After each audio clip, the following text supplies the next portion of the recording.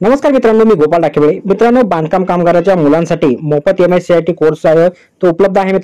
मित्रांनो MSCIT course केल्याच्या नंतर जे मित्रांनो बांधकाम कामगाराचे जे मुलं असतील त्यांची फी मित्रांनो त्यांनी त्यांच्या MSCIT कोर्स केला तिथे जी भरली असतील तर ती मित्रांनो कामगारांच्या खात्यावर जी आहे ती येत असते. मित्रांनो यासाठीचा ऑनलाईन फॉर्म तुम्हाला भरावा लागतो. तर तो कशा प्रकारे भरायचा याबद्दलची संपूर्ण A to Z माहिती आजच्या व्हिडिओमध्ये पाहणार आहोत. तत्पूर्वी आपण चॅनलवरती नवीन असाल तर कृपया चॅनलला सबस्क्राइब करून ठेवा.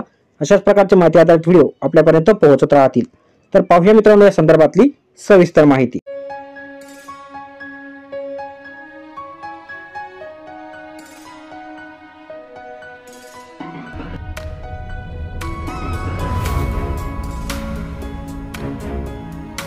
तर मित्रांनो सर्वात अगोदर तुम्हाला mahabocw.in या वेबसाईटवर यायचं आहे.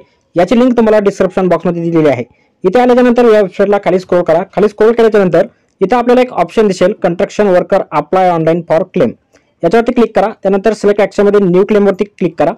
यानंतर एक रजिस्ट्रेशन नंबर तुम्हाला विचारला जाईल. आपला जो MH नुसार रजिस्टर नंबर असेल तो इथे टाकून घ्या आणि प्रोसीड टू फॉर्म वरती क्लिक करा.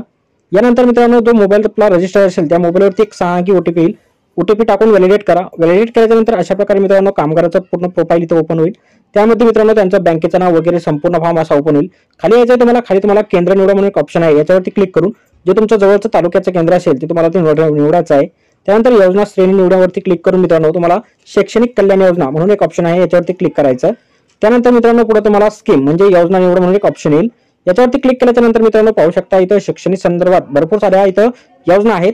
तर सर्वात शेवटी मित्रांनो तुम्ही इथं पाहू शकता MSCIT course fee for first 2 children for register worker हा पर्याय आहे. याच्यावरती क्लिक करा.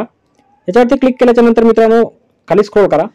खाली स्क्रॉल केल्याच्या नंतर आता तुम्हाला इथं ज्या मुलाचं मित्रांनो तुम्हाला MSCIT चे फॉर्म भरायचा आहे त्या मुलाचं तुम्हाला किंवा मुलीचं इथं नाव टाकून घ्यायचं आहे. त्यानंतर मित्रांनो त्याचा आधार नंबर आणि वय जे आहे ते ऑटोमॅटिकली तिथे येणार आहे. त्यानंतर संस्थेचं नाव ज्या ठिकाणी तुम्ही MSCIT चा कोर्स केलेला आहे तिथला नाव, त्यानंतर पत्ता, त्यानंतर त्या संस्थेचा नोंदणी क्रमांक असेल तो नोंदणी क्रमांक इथे टाका. त्यानंतर नोंदणी प्राधिकरणाचे नाव कोणाचे आहे तिथले अथॉरिटी कोण आहे त्यांचं तिथे नाव टाका. त्यानंतर जिथे तुम्ही जो कोर्स केला त्या संस्थेचा ईमेल ID तुम्हाला इथे टाकायचा आहे. त्यानंतर संस्थेचा फोन नंबर सुद्धा तुम्हाला इथे टाकून घ्यायचा आहे.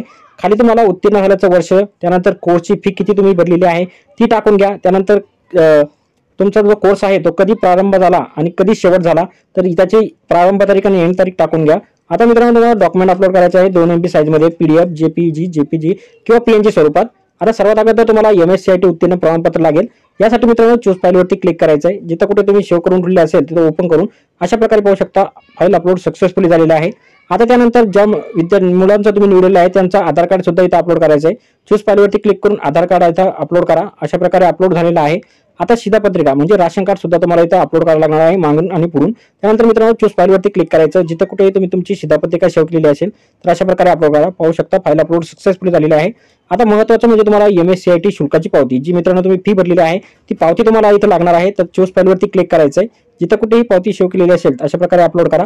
फाईल सक्सेसफुली अपलोड झालेला आहे. मित्रांनो 4 डॉक्युमेंट जे आपण सक्सेसफुली अपलोड केलेले आहे. आता कागदपत्र पडताळे डॉक्युमेंट व्हेरीफाईड याच्यावरती क्लिक करून मित्रांनो आपल्याला डू यू व्हेरीफाईड डॉक्युमेंट विचारेल तर येस करा. येस केल्यानंतर खाली यायचं आहे. खाली आल्याच्या नंतर मित्रांनो आपल्याला क्लिक टू व्हिजिटिंग त्यानंतर कामगार सुविधा केंद्रात भेट देण्याच्या तारखा निवडायच्या आहे. कॅलेंडरवरती क्लिक करून मित्रांनो आपण पाहू शकता इथं जी मित्रांनो पिवळा आहे तिथं तारखी फुल आहे, लाल असेल तर मित्रांनो सुट्टी आहे आणि ज्या मित्रांनो तारखा खाली आहे त्या काळ्या तारखा मित्रांनो तुम्हाला निवडायच्या आहे. तर पाहू शकता अशा प्रकारे मित्रांनो तुम्ही कुठल्याही महिन्यात तिथं तारखा पाहू शकता. जर नसेल तर त्याच्या पुढच्या महिन्यात जायचं आहे तर अशा प्रकारे पाहू शकता. म्हणजे या महिन्यामध्ये तारखा उपलब्ध आहे. जी तारीख तुम्हाला हवी आहे त्याच्यावरती क्लिक करून मित्रांनो अशा प्रकारे या बॉक्समध्ये टिक करा. टिक केल्याच्या नंतर फायनली तुम्हाला सबमिट करायचं आहे. सबमिट केल्याच्या नंतर मित्रांनो पाहू शकता तुमचा जो क्लेम आहे तो सक्सेसफुली सेव्ह झालेला आहे, सबमिट झालेला आहे. तुम्हाला एक एक्नॉलेजमेंट नंबर सुद्धा इथे आलेला आहे आणि मित्रांनो तुमचा अर्ज जो आहे तो यशस्वीरित्या इथे स्वीकारला गेलेला आहे. पुढील मित्रांनो जी प्रक्रिया असेल त्यासाठी तुम्हाला तुमच्या मोबाईलवर सुद्धा एक प्रोत्साहन क्रमांक असेल. ओके वरती क्लिक करा. आता मित्रांनो त्यानंतर तुम्हाला प्रिंट अपॉइंटमेंट लेटर वरती क्लिक करायचं. क्लिक केल्याच्या नंतर मित्रांनो हे अपॉइंटमेंट लेटर जे आहे ते इथं येणार आहे. इथं आल्याच्या नंतर हे जे अपॉइंटमेंट लेटर आहे मित्रांनो याला तुम्हाला प्रिंट मारून घ्यायची आहे. याची प्रिंट मारल्याच्या नंतर यासोबत आपण जे कागदपत्र अपलोड केले ते कागदपत्र सुद्धा मित्रांनो तुम्हाला दिलेल्या तारखेनुसार ज्या ठिकाणी मित्रांनो तुम्हाला तारीख असेल तुमच्या जवळचे जे ऑफिस असेल मित्रांनो कामगार सुविधा केंद्र तिथे मित्रांनो तुम्हाला थंब देण्यासाठी जायचं आहे. तर भेटूया मित्रांनो पुढच्या व्हिडिओमध्ये अशाच एका नवीन माहितीसह.